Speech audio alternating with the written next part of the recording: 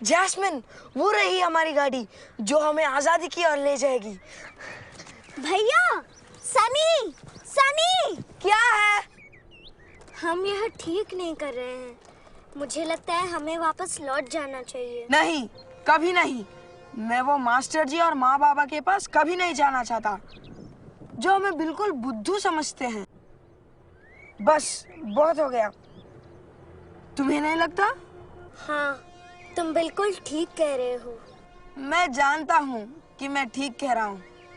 बस हम एक बार मुंबई पहुँच जाएं, फिर देखना, मैं इतने पैसे कमाऊंगा कि लोग मेरे बारे में अखबारों में लिखेंगे। फिर सबको पता चल जाएगा कि मेरी योग्यता क्या है। पर हम मुंबई जाके करेंगे क्या? तू फिक्र मत कर, मैं सब संभाल लूंगा। मैंने कभी भी तुझे निराश किया है? चलो चले।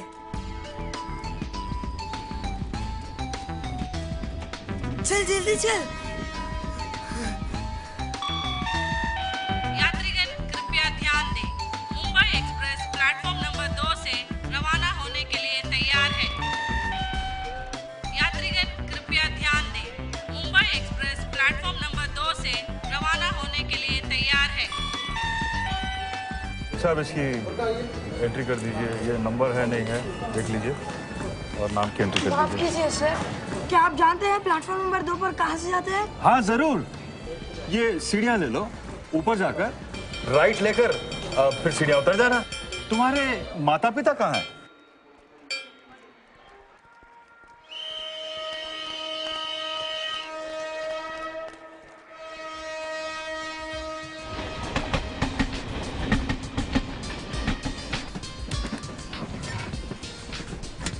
जैस्मिन, यहाँ खाली है।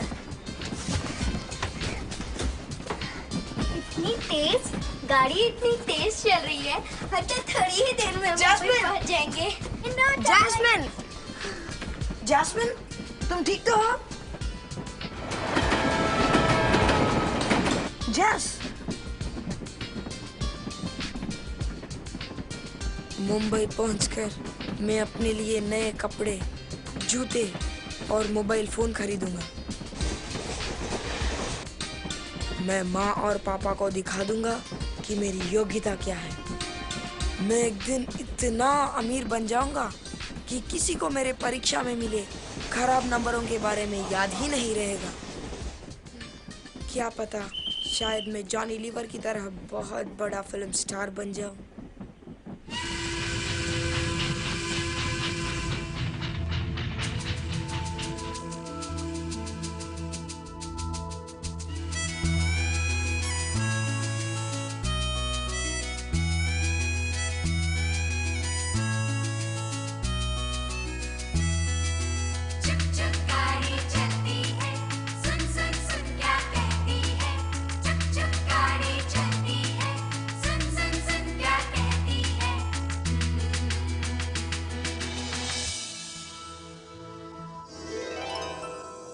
तू जो देखता है तेरा सपना नहीं है, तू जो मांगता है तेरा अपना ही तो है।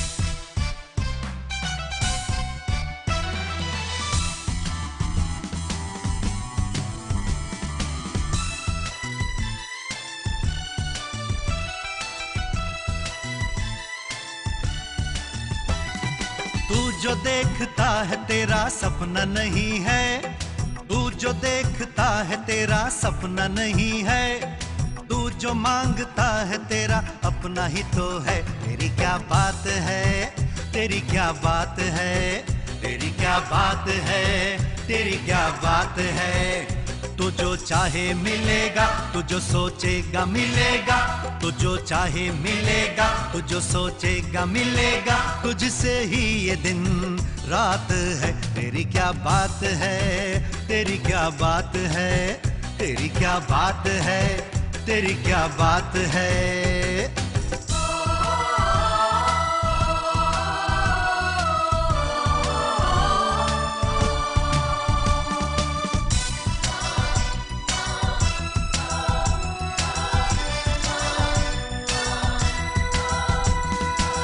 तुझसे मिलने के लिए दुनिया होगी बेचैन, तेरी एक झलक के लिए तरसेंगे नैन। अरे तुझसे मिलने के लिए दुनिया होगी बेचैन, तेरी एक झलक के लिए तरसेंगे नैन। मम्मी पापा तुझसे कहेंगे तू उनकी जान, बड़ा होकर तू बनेगा उनकी पहचान। तेरी क्या बात है, तेरी क्या बात है, तुझे सब प्यार करेंगे क्योंकि तू बिंदास है। तेरी क्या बात है, तेरी क्या बात है, तेरी क्या बात है, तेरी क्या बात है। भैया उठिए, भैया मुझे भूख लगी है। भैया उठिए, भैया उठ।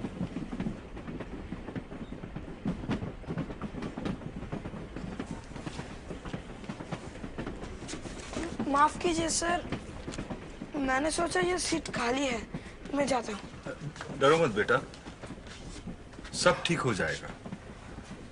मेरा नाम राज है। तुम्हारे माता पिता कहाँ हैं? हाँ, वो दूसरे डिब्बे में है। मैं और मेरे बहन चॉकलेट खरीदने गए और रास्ता भूल गए। हम इसीलिए आपसे रास्ता पूछ रहे थे। तुम सच बोल रहे हो?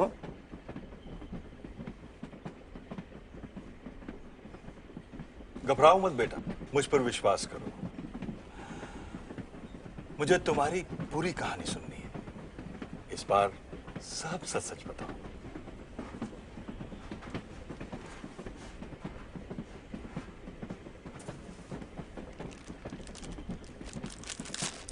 ये लो, बिस्किट खाओ। ले लो, तुम भी लो।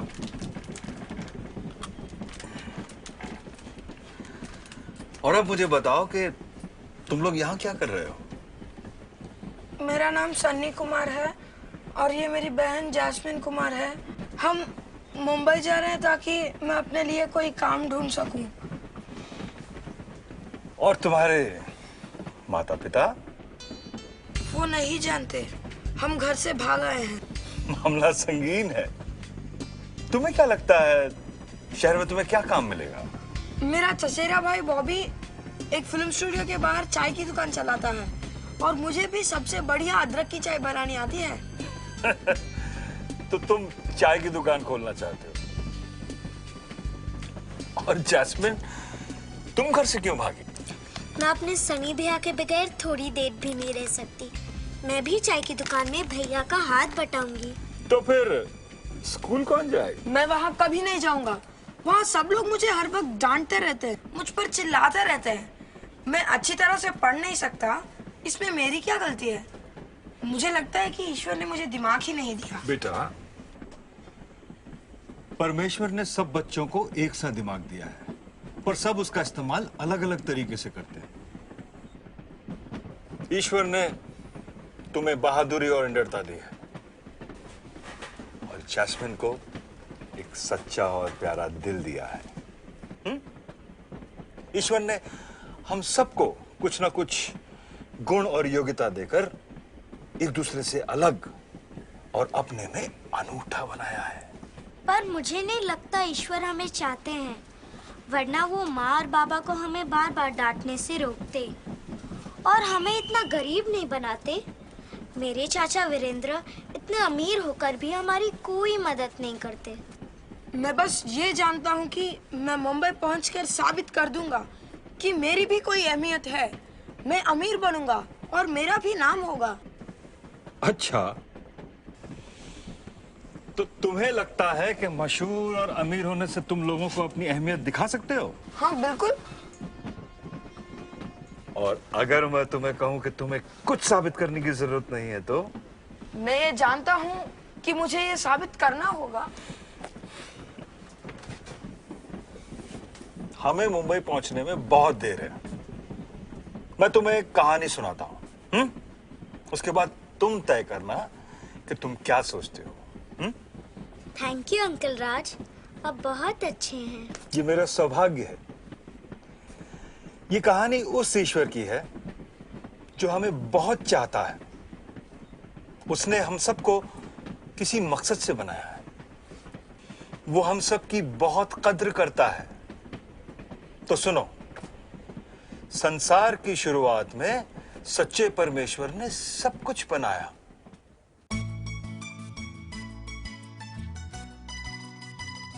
उसने ब्रह्मांड की रचना की। उसने इस धरती को बनाया और उसने जीवन दिया। छोटे बड़े सभी प्राणी एक तालमेल के साथ जीते थे, लेकिन उसने अपनी श्रेष्ठ बनावट को आखिर में बनाया। उसने इंसान को बनाया।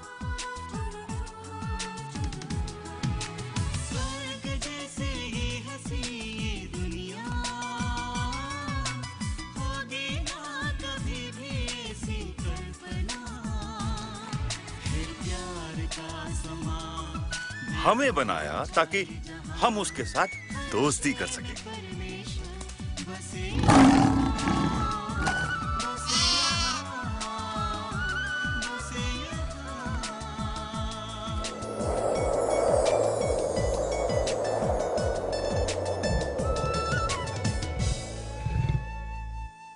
पता है, हम उसके बनाए बागीचे में रहते थे। सब कुछ बहुत ही सुंदर था, तब तक जब तक कि आदम और हव्वा ने ईश्वर की आज्ञा का उल्लंघन नहीं किया। तुमने उस पेड़ का फल खाने के बारे में कभी सोचा है? वही जिसे परमेश्वर ने खाने से मना किया है। क्या ये सब खाने के लिए काफी नहीं है? पर बस जानना चाहती थी कि उसका स्वाद कैसा है।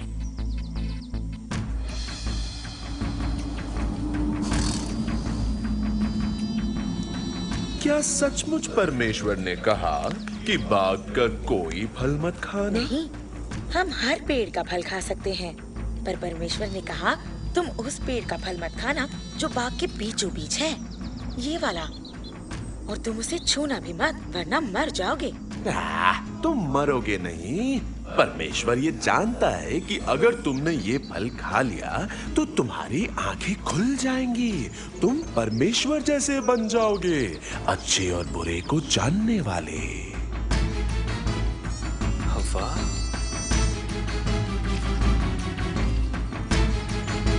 ये लो।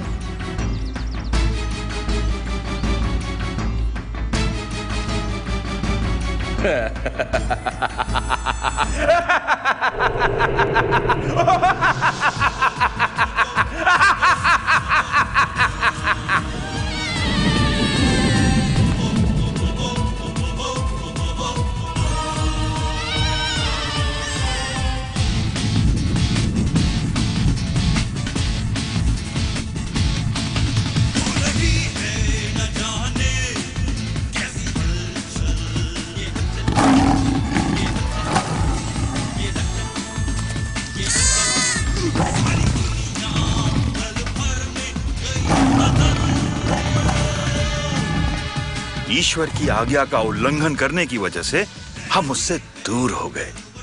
सब कुछ गलत हो गया। हम में हिंसा जागी। हम एक दूसरे को दुख पहुंचाने लगे। हम लालची और स्वार्थी हो गए। हम एक दूसरे से प्यार करना भूल गए।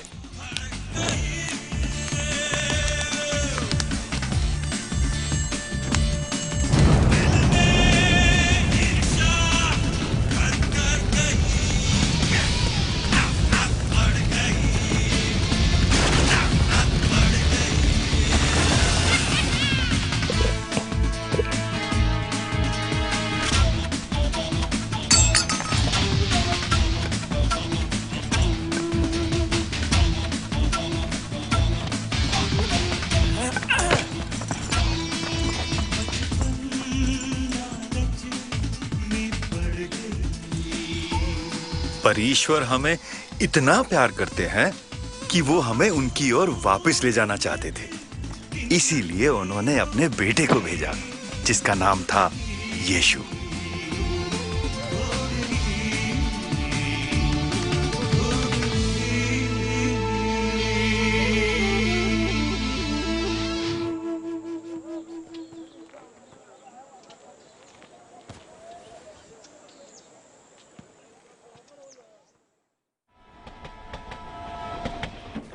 उस लड़के ने पैसे चुराए?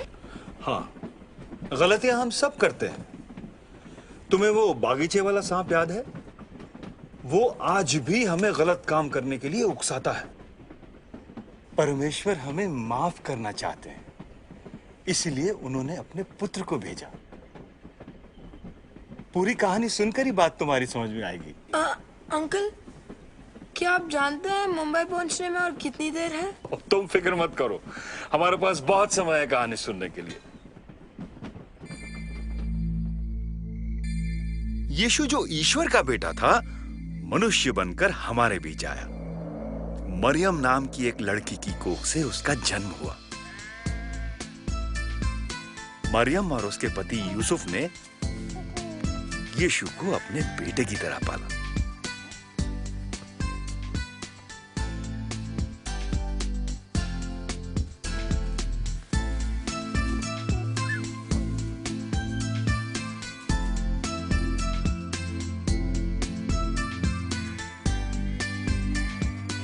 ईश्वर ने स्वर्गदूतों को धरती पर भेजा अपने बेटे के जन्म के बारे में बताने के लिए, और स्वर्गदूतों ने चरवाहों को भेजा उसके स्वागत के लिए। ये सच है, जो स्वर्गदूत ने कहा वो सच है। जब बालक बड़ा हुआ तब उसे बपतिस्मा दिया गया, और जब उसे बपतिस्मा दिया जा रहा था तब स्वर्ग से एक आवाज सुनाई दी, ये मेरा बेटा है जिसे मैं बेहद चाहता हूं, इससे मैं बहुत खुश हूं। और यीशु ने इस धरती पे अपना कार्य शुरू किया, और शैतान भी अपने कार्य में व्यस्त था। शैतान? हाँ, शैतान, जो हमें ललचाता है, जो हमें उकसाता है। ईश्वर का दुश्मन वो नहीं चाहता था कि यीशु हमें हमारे पापों से बचाए। इसीलिए शैतान ने यीशु को अपनी इच्छाओं और लालच में भटकाने की कोशिश की।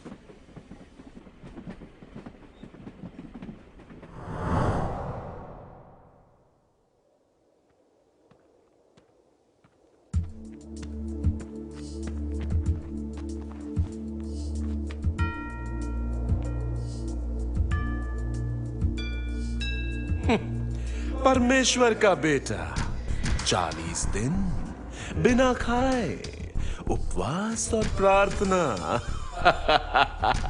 ये कोई परीक्षा है? तुम्हारे पिता का हुक्म है?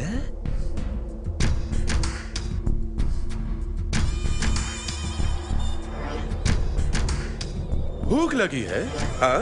अगर तुम परमेश्वर के बेटे हो तो इस पत्थर से कहो कि ये रोटी बन जाए। ये लिखा है कि मनुष्य सिर्फ रोटी से ही नहीं बल्कि परमेश्वर के मुख से निकले वचनों से जीवित रहेगा।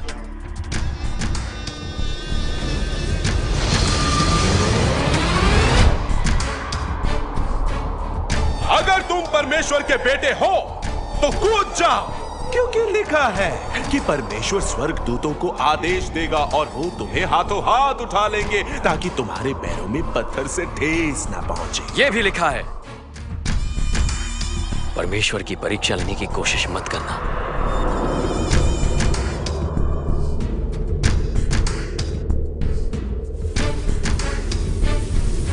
मैं ये सब तुम्हें दे दूंगा अगर तुम सिर्फ और सिर्फ मेरी पूजा करो। दूर हो जा शैतान। लिखा है कि तू अपने प्रभु परमेश्वर को प्रणाम कर और उसी की उपासना कर। हम फिर मिलेंगे।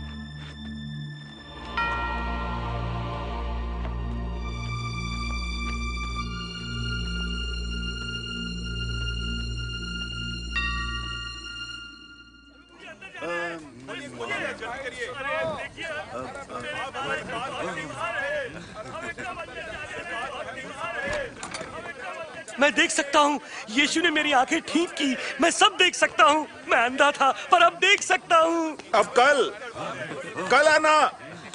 माफ करो, अब कल नहीं। लगता है लोग इस चमत्कारी से खुश हैं। हाँ, इसकी शोहरत दिन ब दिन बढ़ रही है। वो अच्छा आदमी है। निकोदेमस, वो हमें से नहीं है।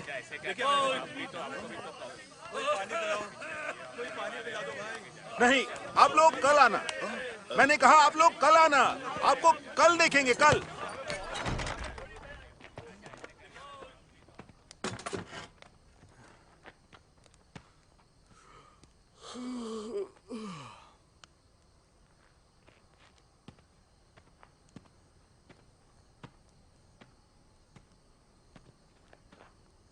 शुक्रिया यूहन्ना।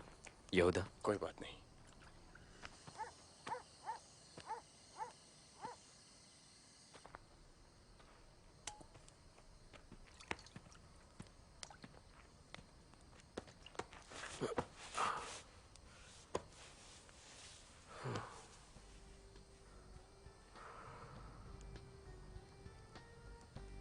यीशु, यीशु, यीशु।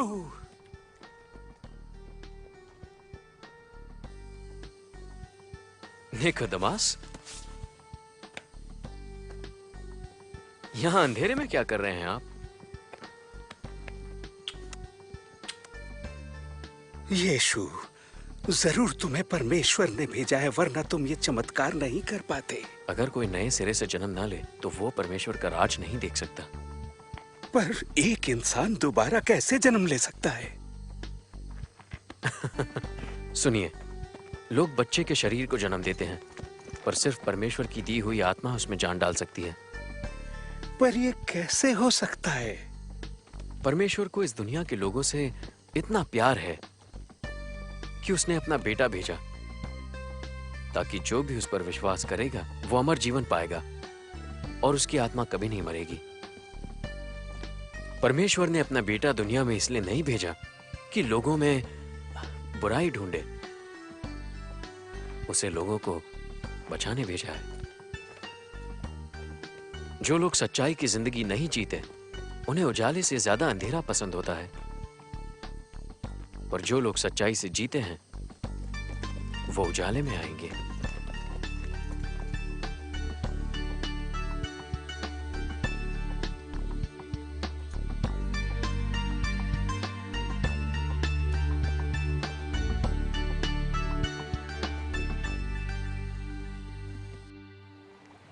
कहा जाता है कि पड़ोसी से प्यार करो और दुश्मन से नफरत। मैं कहता हूं कि दुश्मन से प्यार करो और जो तुमसे नफरत करते हैं उनका भला करो। जो तुम्हें बुरा कहे उसके लिए प्रार्थना करो और जो तुम पर जुल्म करे उसके लिए दया मांगो। तब तुम अपने स्वर्ग में रहने वाले परम पिता जैसे बन सकोगे। वो सूरज को भले और बुरे दोनों के लिए उगाता है। यहूदा, भले और बुरे मैं समझा था वो मसीहा बनेगा, रोमन शासकों को खत्म करेगा, एक क्रांति लाएगा। सिर्फ बातें नहीं करेगा, खास करके दुश्मनों से प्यार करने की बातें।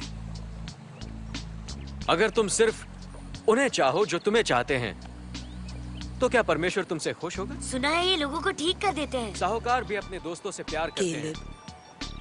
उम्मीदें मत रखो, तुम्हारे भाई को ठीक करने के लिए ज्यादा गुणी आदमी चाहिए। भी करते हैं। ये बात दिमाग से निकाल दो।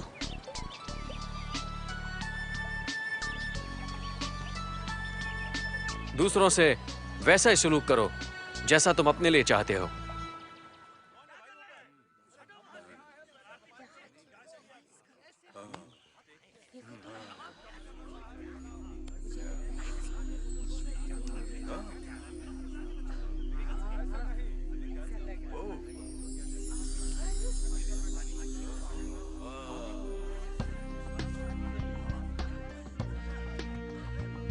ये आदमी मुसीबत है। ये खुद को परमेश्वर समझता है। याकूब, कोई बात नहीं। आज लोग हमारे बजाय इसकी बात सुन रहे हैं। ये वक्त गुजर जाएगा।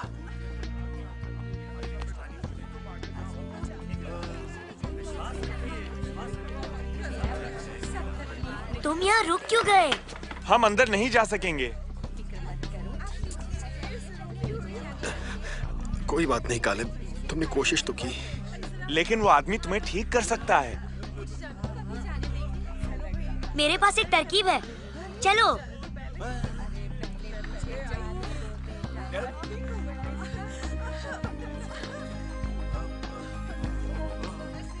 मेरा बच्चा ठीक हो गया। शुक्रिया, शुक्रिया यीशु।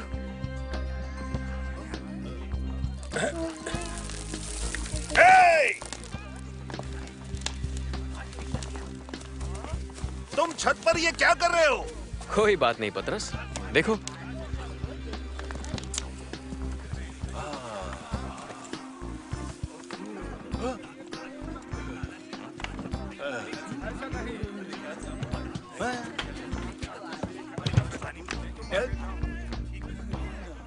मेरे दोस्त, तुम्हारे गुनाह माफ हो गए।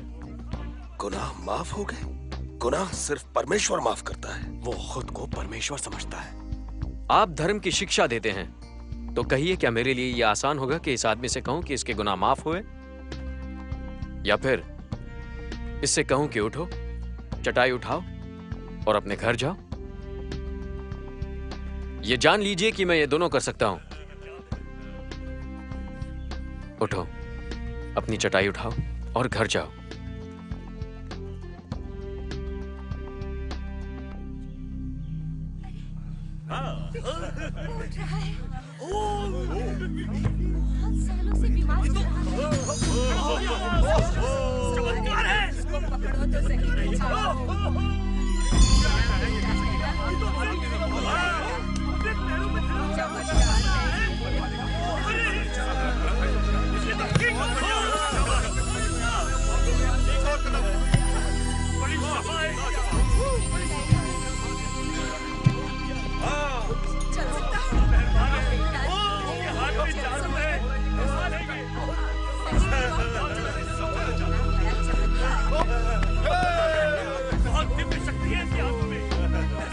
कालिब, विश्वास नहीं हो रहा, कितना अच्छा लग रहा है। कमाल हो गया।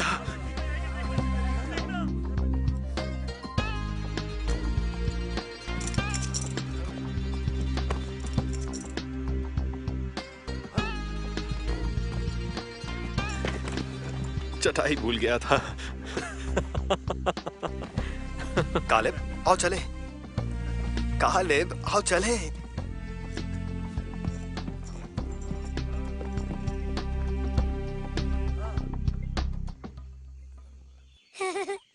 वो हमें नीचा दिखा रहा है। इस बार मैं तुमसे सहमत हूँ याकूब। हमें इससे छुटकारा पाना होगा। छुटकारा पाने से क्या मतलब? मेरा मतलब है कि हम उसे हटा देंगे, हमेशा के लिए। अच्छा, हाँ, मैं मतलब समझ गया। अरे रुको तो। माँ कितनी खुश होगी। मैं अंदर जाकर उन्हें हैरान कर दूंगा।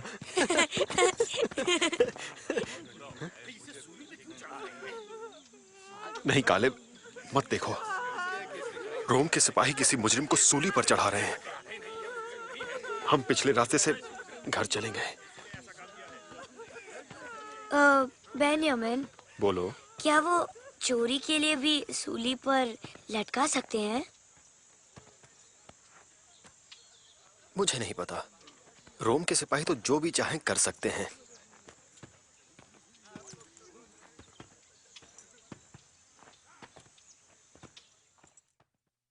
ओह हाँ हाँ, मैं आज सुबह ही लौटा। अरे सुनो, यीशु ने मुझे जो शक्ति दी थी उससे एक अंधा देखने लगा। हाँ हाँ, और मेरे जरिए एक छोटी लड़की चलने लगी। हाँ, मरियम और मार्था को देखकर खुशी हुई। यीशु, यीशु, मेरे बेटे पर दया करो। आपके शिष्यों ने बहुत कोशिश की पर वो उसे ठीक नहीं कर पाए। उसे मेरे पास लाइए।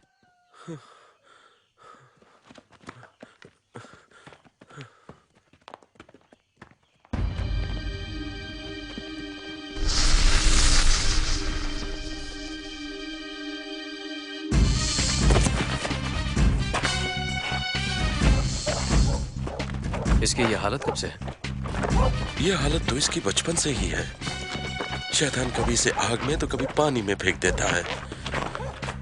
यीशु, दया करो, हो सके तो इसे ठीक कर दो। हो सके तो जो विश्वास रखते हैं वो कुछ भी कर सकते हैं। मुझे विश्वास है, पर उसे मजबूत करने में मेरी मदद कीजिए।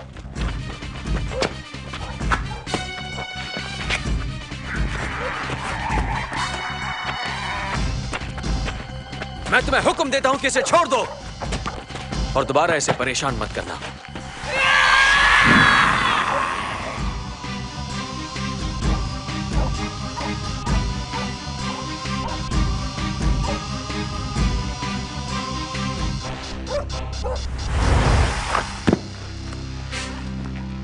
ये लड़का मर गया। मुझे नहीं लगता उठेगा क्या? ये क्या हो रहा है? चमत्कार है! चमत्कार हो गया! कैसे हो गया? बाबा, मेरे बेटे, मेरा बेटा। तो क्या यीशु शैतान से भी ज्यादा शक्तिशाली थे? हाँ, ये सच है।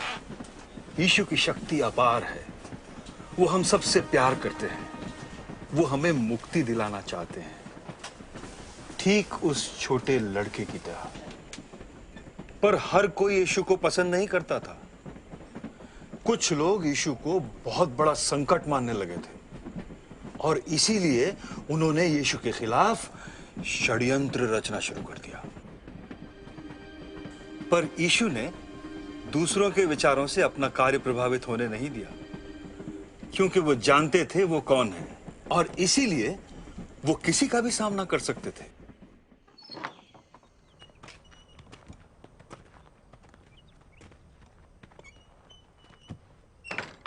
यीशु, आज का दिन अच्छा था ना? हाँ, हाँ, अच्छा था।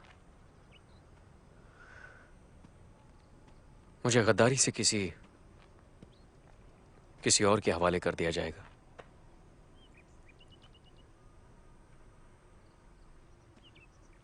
और वो मुझे मार देंगे। पर मौत के तीसरे दिन मैं फिर जिंदा हो जाऊंगा।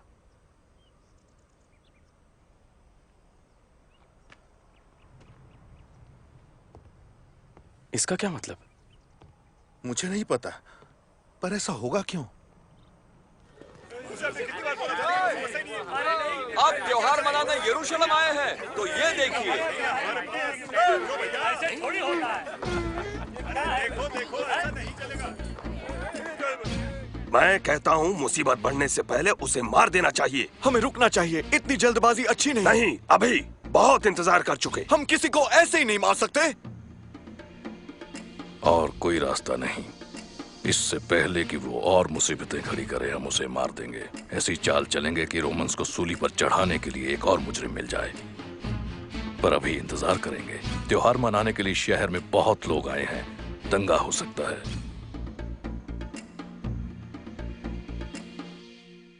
वो सब जिन्हें मुझ पर विश्वास है, उन्हें उस पर भी विश्वास है जिसने मुझे भेजा है। क्या जिसने मुझे देखा है, उसने मुझे भेजने वाले को देखा है। मैं इस दुनिया में उजाला बनकर आया हूं। जिन्हें मुझ पर विश्वास नहीं है, वो अंधेरे में रहेंगे।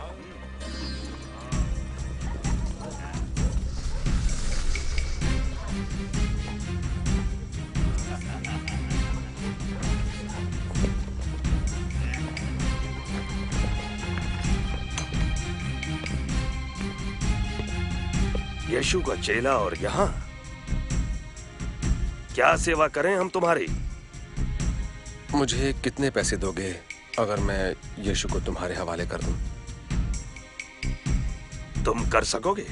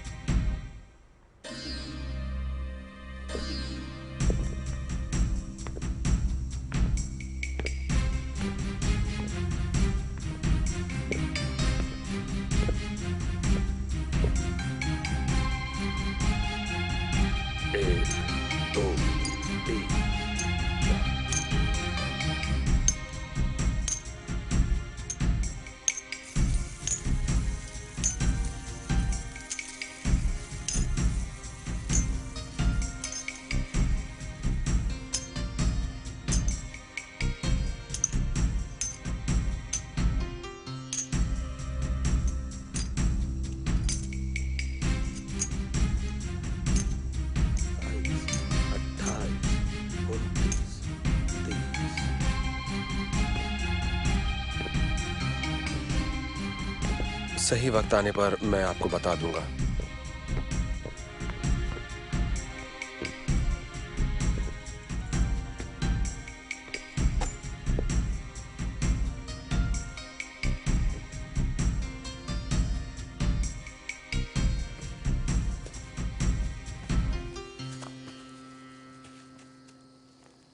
पतरस, याकूब, योहान, आओ।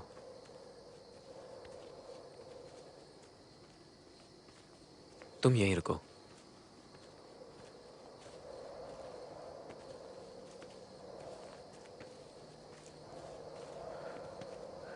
मैं परेशान हूं। ये परेशानी मेरी जान लेगी। यहीं रुको और मेरे लौटने तक जागते रहो। हाँ ठीक है।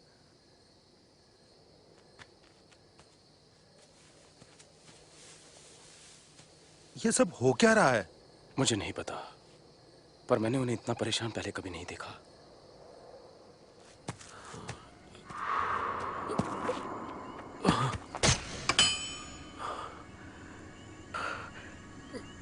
मेरे पिता, अगर हो सके तो मुझे इन सारी तकलीफों से मत गुजरने देना।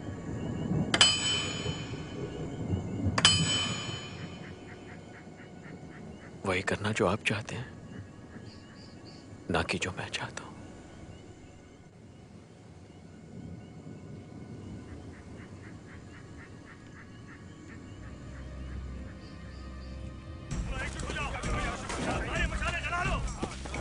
जाओ, हथियार लाओ।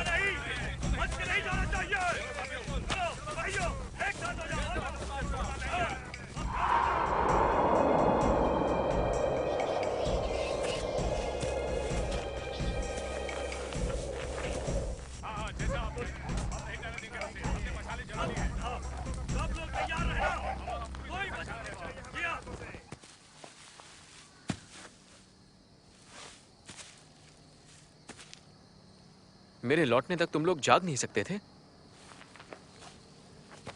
हम यीशु को कैसे पहचानेंगे? किसी को आगे भेजना चाहिए जो इशारे से हमें बता दे कि यीशु कौन है। नहीं, मैं जिसका गाल चूमूंगा वो ही यीशु होगा। वक्त आ गया है मुझे हवाले किए जाने का। उठो। मुझसे गद्दारी करने वाला यहां आ चुका है। वो उसे गिरफ्तार करने आ रहे हैं। अभी कुछ करना चाहिए।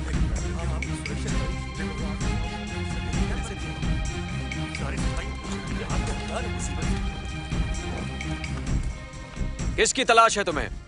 नाजरत वाले यीशु की। वो मैं हूं।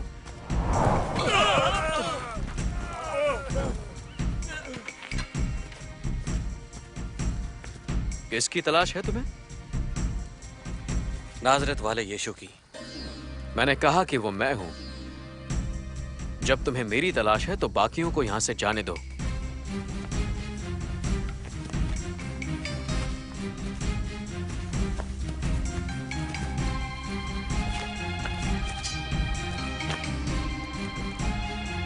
कैसे है यीशु?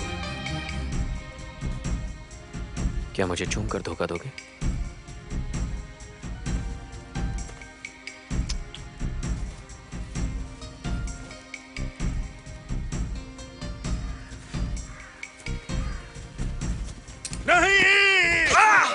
बस करो, फेंक दो अपना खंजर।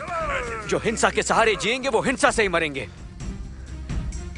मैं वो तकलीफें उठाऊंगा जो मेरे पिता ने लिखी हैं।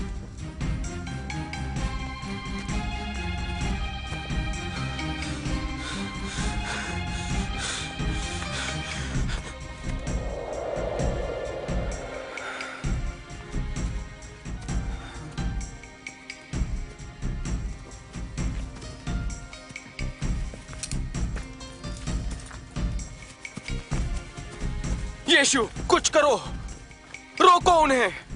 क्या तुम नहीं जानते कि अगर मैं कहूं तो मेरे पिता स्वर्गदूतों की 12 फौजें भेज सकते हैं, मगर वो कैसे होगा जो उन्होंने लिखा है?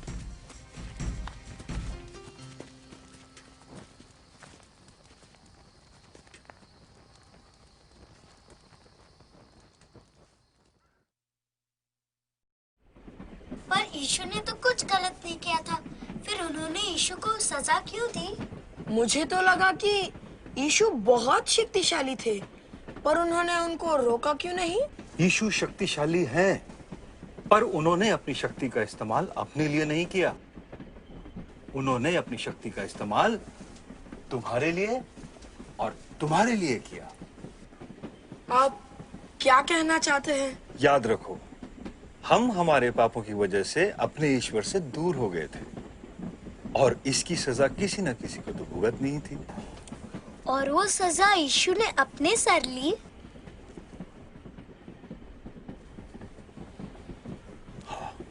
तो उन्होंने कैसे सजा पाई? उन दिनों लोगों को क्रूज पे चढ़ा के मार दिया जाता था। और उन्होंने यीशु के साथ भी यही किया।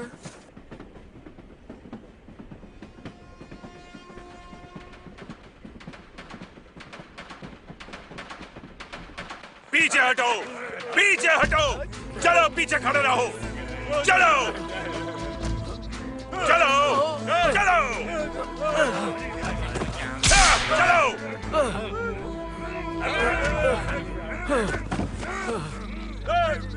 तुम इसकी मदद करो।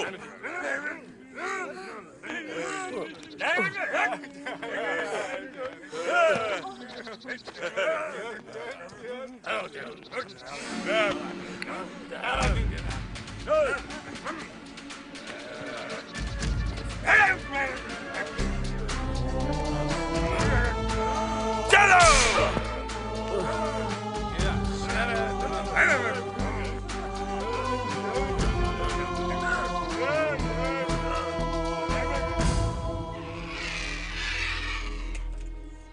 पहले इन दो चोरों को ले लो और इस यीशु को आखिर में रखना।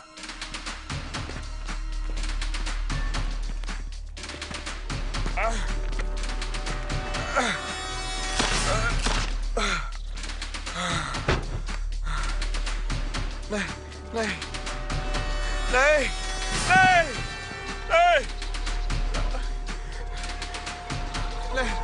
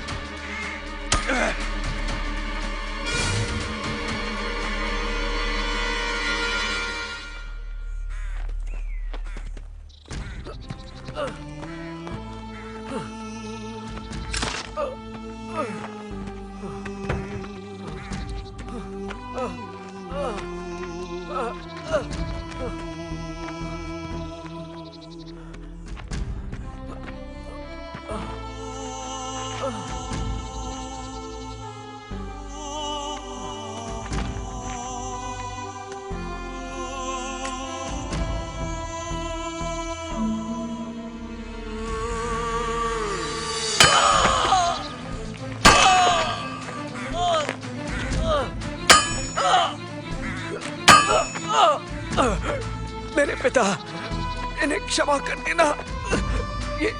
ये नहीं जानते ये क्या कर रहे हैं।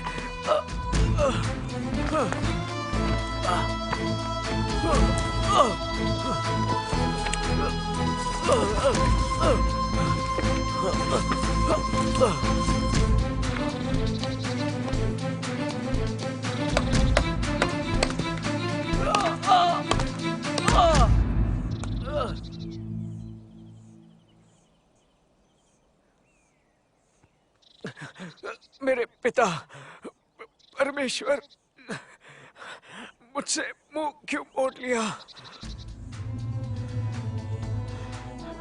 तुम परमेश्वर के बेटे हो ना, फिर बचाओ खुद को और हमें भी। तुझे परमेश्वर का डर नहीं, हम अपने जुर्म की सजा भुगत रहे हैं, पर इन्होंने तो कुछ भी नहीं किया। मुझे याद रखना, जब आपका राज आए। वचन देता हूं कि आज तुम स्वर्ग में रहोगे मेरे साथ।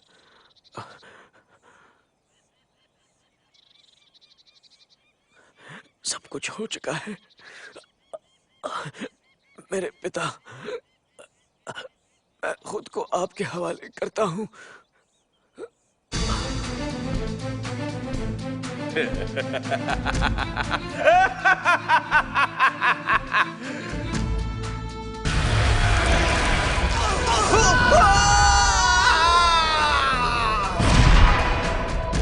सिपाही, देखो ये मर चुका है या नहीं। जी।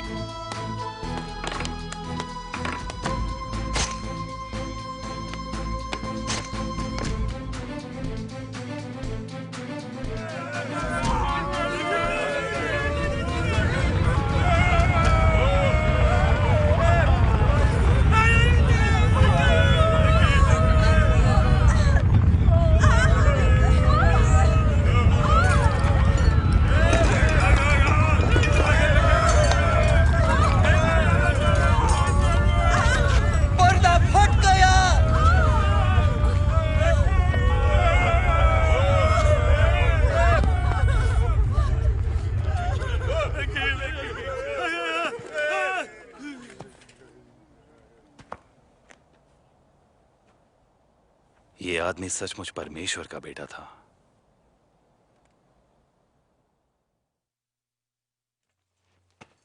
यह पायलट की अनुमति है शरीर लेने के लिए।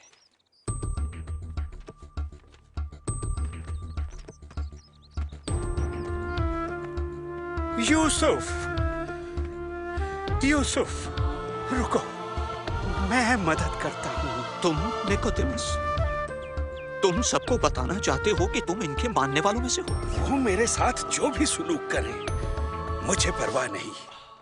दर्द सहा, क्या क्या किया, जान भी तुमने दिया। दर्द सहा, क्या क्या किया, जान भी तुमने दिया। देखते रह गए हम, कुछ भी ना कर सके हम। हो गई कैसी खता।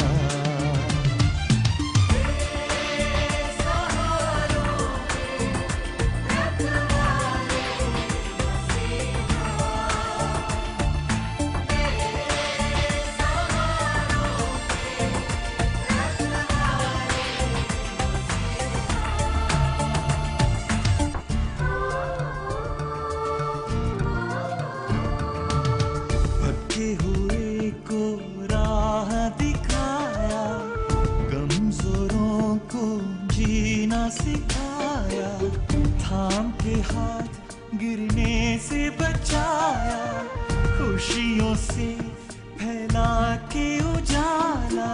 प्यार जिंदगी में भर डाला।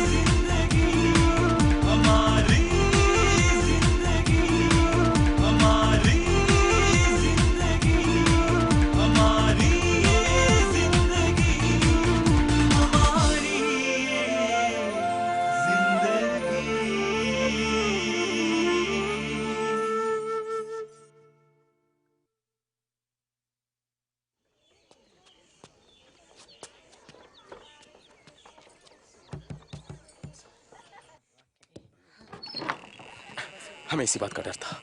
शहर के शासक हमें ढूंढ रहे हैं।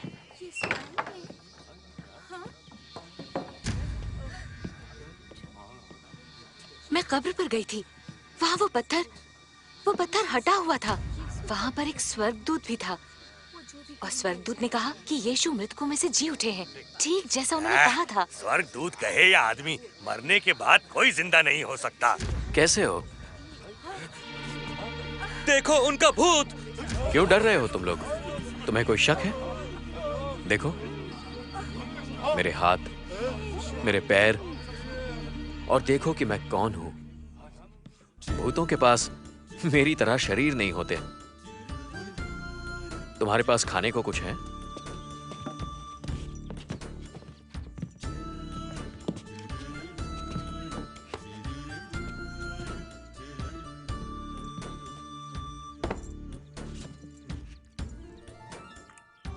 देखो, भूत मछली नहीं खाते।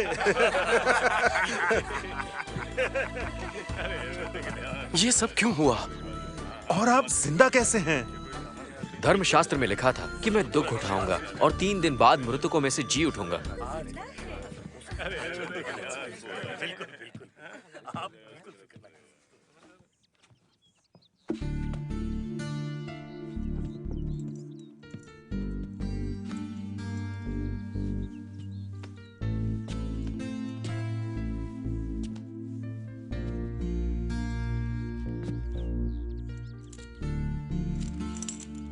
ये आपका है, मैंने इसे चुराया था।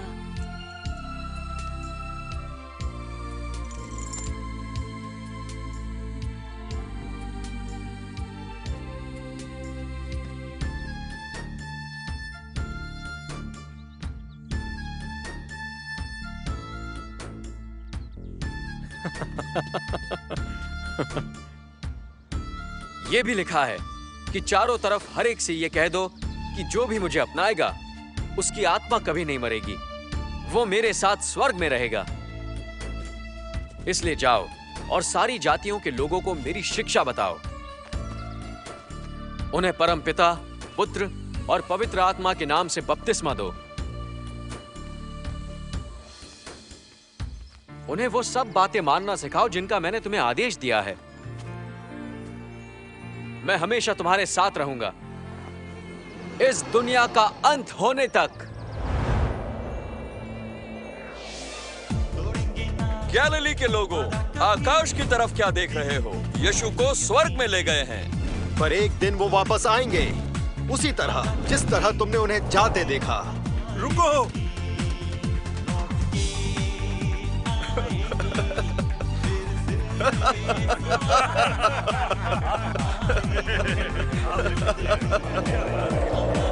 क्या बात है!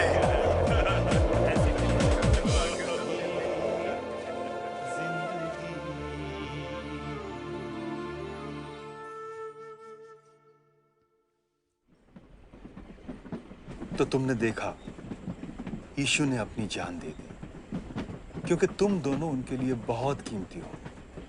मेरी और तुम्हारी सजा उन्होंने अपने सर ले ली। एक यही रास्ता था हमें अपने ईश्वर से वापस मिलवाने का। पर वो मरे नहीं, वो फिर से जी उठे हैं। वो मौत से भी ज्यादा शक्तिशाली हैं। यीशु एक जीवित परमेश्वर है। वो आज भी हमारे बीच जिंदा है। हम मुंबई के करीब हैं। सनी, क्या तुम मशहूर और अमीर बनने के लिए तैयार हो? मैं अभी आया।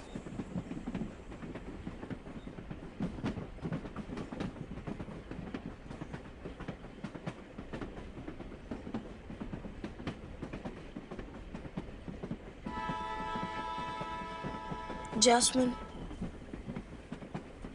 मुझे लगता है हमें घर वापस लौट जाना चाहिए। अंकल से कहानी सुनने के बाद मैं ये जान गया हूं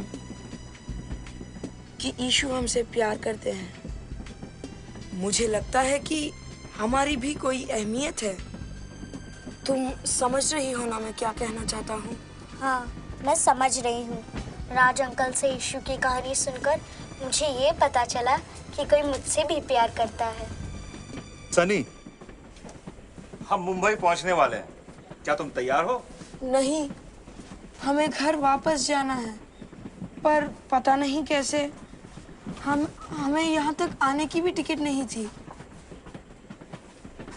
अगर टीसी आ गए तो तुम टीसी की फिक्र मत करो। क्यों नहीं?